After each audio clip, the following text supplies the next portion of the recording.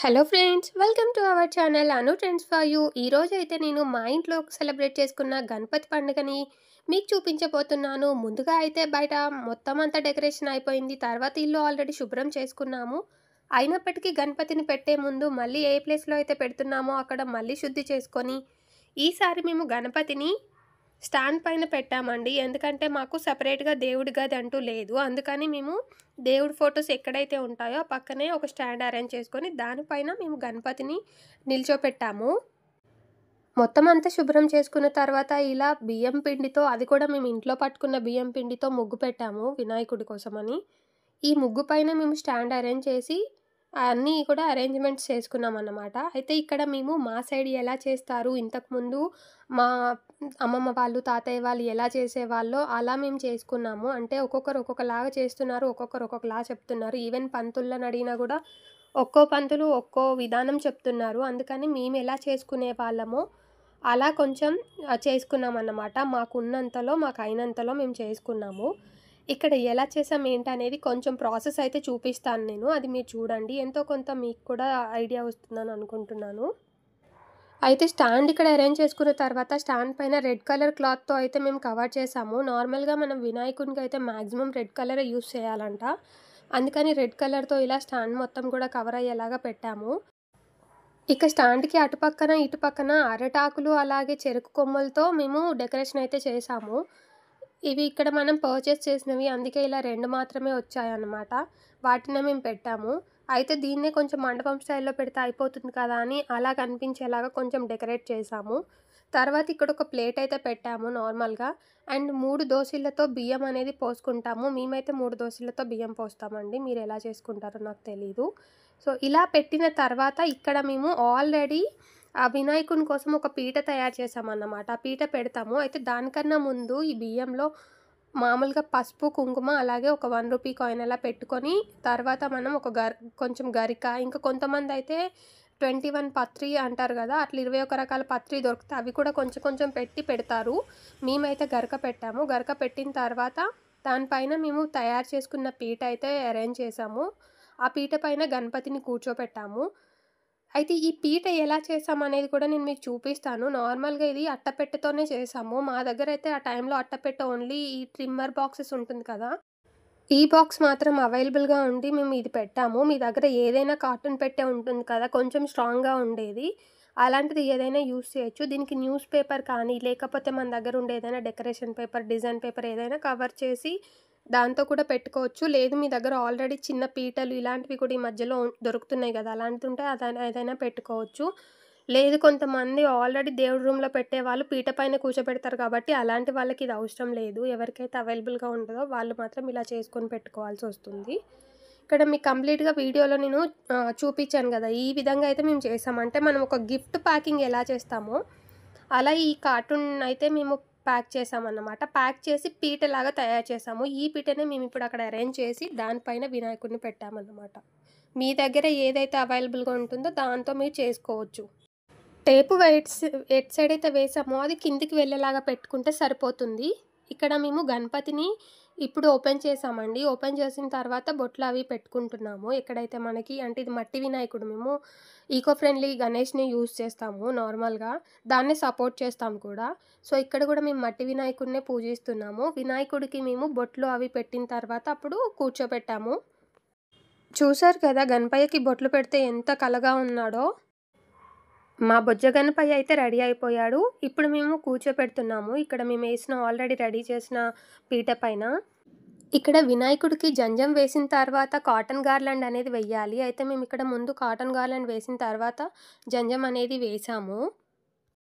అలాగే మేము యాలకుల మాల కూడా తయారు చేసాము. అయితే మధ్యలో ఇలా పూసలనేవి యూజ్ చేసుకున్నాము. అంటే యాలకుల కలర్‌లో ఉండే పూసలు కొంచెం రిలేటెడ్‌గా ఉండేలాగా చూస్ చేసుకొని దీంతో రెడీ చేసి వేసాము. ఇది కూడా మాలగా వేసామన్నమాట. ఇక్కడ చూసారు కదా మీకు జంజం అలాగే కాటన్ గార్లాండ్ కనిపిస్తుంది. ఇప్పుడు యాలకుల మాల కూడా వేస్తున్నాము. తర్వాత ఈ పర్ల్‌ది మాల ఉంది కదా! వైట్ కలర్ పూసల దండ. ఇది వేస్తే సెట్ అవుతుందేమో అనుకోని వేసాము. కానీ కొంచెం హెవీ అనిపించింది. సో దాన్ని తీసేసి నేను తలకి పెట్టామన్నమాట. ఇక్కడ తలగడకి పెట్టాము. తలపాగా అంటారు కదా! దానికి. అది పెట్టిన తర్వాత బాగా సెట్ అయిపోయింది. మీకు ఇక్కడ వీడియోలో కనిపిస్తుంది చూడండి. సో ఇప్పుడు క్యూట్‌గా ఉంది కదా మా గణేష్.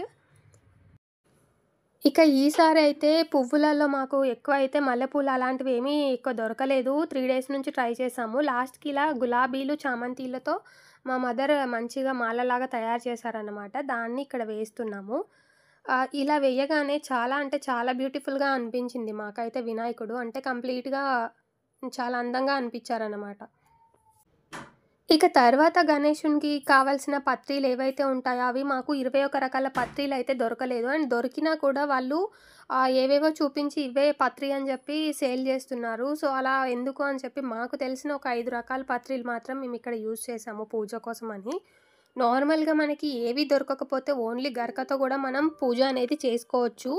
అందుకని చెప్పి మేమిక్కడ 5 రకాల పత్రీలు చేసాము. వినాయకుడి వెనకాల కొంచెం స్పేస్ ఉంది. అక్కడే చెరుకు గడలు, అలాగే మామిడాకులు, ఈ పత్రీలు ఇవన్నీ గూడా మేము డెకరేషన్‌లాగా పెట్టాము దేవుడికి. కొంతమంది చెప్పాను కదా! గణేశుడు కింద పెట్టిన తర్వాత కూర్చోపెడతారని. అలా కూడా పెట్టుకోవచ్చు. గణేష్ ముందట పెట్టుకోవచ్చు. సైడ్స్‌కి కూడా పెట్టుకోవచ్చు. ఇలా మొత్తం అయితే పెట్టాము. సీతాఫలము, మారేడుకాయి, కార్న్ ఇంకేవైతే దేవుడికి సమర్పించాలో ఆ పత్రీలు అవి సమర్పించామన్నమాట ఇక్కడ. తర్వాత అరిటాకుతో వినాయకుడి ముందు పెడుతున్నాము. ఇందులో గణేష్‌కి సంబంధించినవి ఏవైతే పూజా ప్రసాదాలు, ఫ్రూట్స్ అవన్నీ పెడతామో అవి పెట్టడం కోసం. అలాగే ఇక్కడ మేము పసుపు గణపతిని, అలాగే గౌరమ్మను తయారు చేసి పెట్టుకున్నాము. వాటిని మనం వినాయకుడి దగ్గర పెట్టుకోవాలి. ఎందుకంటే వినాయకుడు పూజ చేయడానికి ముందు మనం గణపతికి ఇక్కడ అంటే పసుపు గణపతికి పూజ చేయాలి కదా! అలాగే గౌరమ్మకి కూడా. అలా మేము అరేంజ్ చేసాము. తర్వాత వీళ్ళకి కూడా మనం ఫ్లవర్స్ అనేవి పెట్టాలి డెకరేషన్‌లాగా. మనకు ఉన్నంతలో, మనకు అయినంతలో మనం ఈ పూజ అనేది చేసుకోవచ్చు.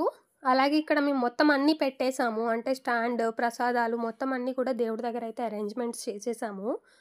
ఇప్పుడు ఇవన్నీ చేయాలని రూల్ అయితే ఏం లేదండి. నార్మల్‌గా గణపతిని పూజిస్తే గనక గణపతిని పెట్టి గరక, అలాగే మామిడాకులు, ఒక అరటి ఆకు వేసి, మనకు తోచినన్ని ప్రసాదము, తోచినన్ని పండ్లు మాత్రం పెట్టినా కూడా సరిపోతుంది. వినాయకుడైతే వెంటనే మనకి ఆశీర్వాదం అనేది ఇస్తారన్నమాట. కాకపోతే చేసే పూజలో భక్తి ఉండాలి దేవుడి పట్ల.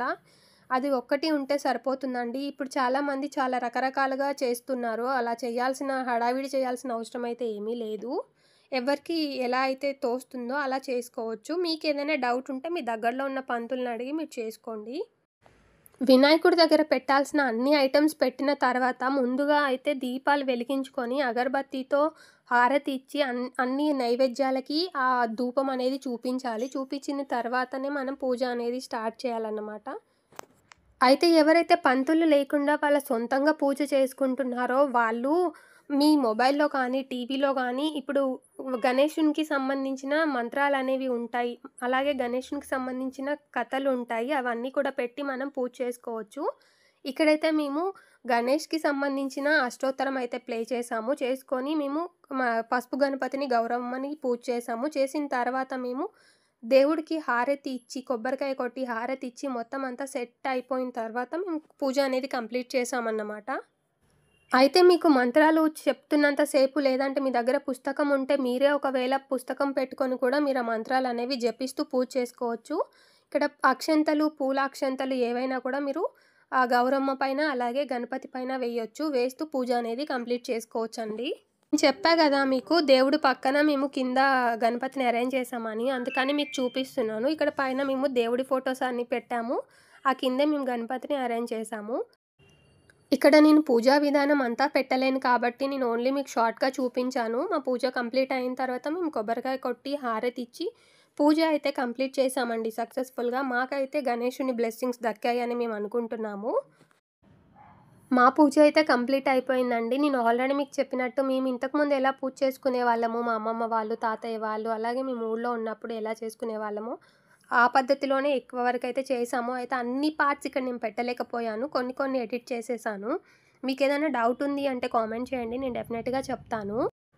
మా ఇంటి బొజ్జ గణపయ్య పూజ ఇలా జరిగిందండి. మీ వినాయక చవితి రోజు ఎలా సాగింది ఏంటి అనేది మీ అభిప్రాయాన్ని నాకు షేర్ చేయండి కామెంట్ ద్వారా. ఈ వీడియో నచ్చితే మాత్రం లైక్ చేయండి, షేర్ చేయండి. మరిన్ని ఇంట్రెస్టింగ్ వీడియోస్ మిస్ అవ్వకుండా ఉండాలంటే మాత్రం ఛానల్ని సబ్స్క్రైబ్ చేసుకొని బెల్ ఐకాన్ క్లిక్ చేయండి. మీలో చాలామంది సబ్స్క్రైబ్ చేసుకోకుండానే చూస్తున్నారు.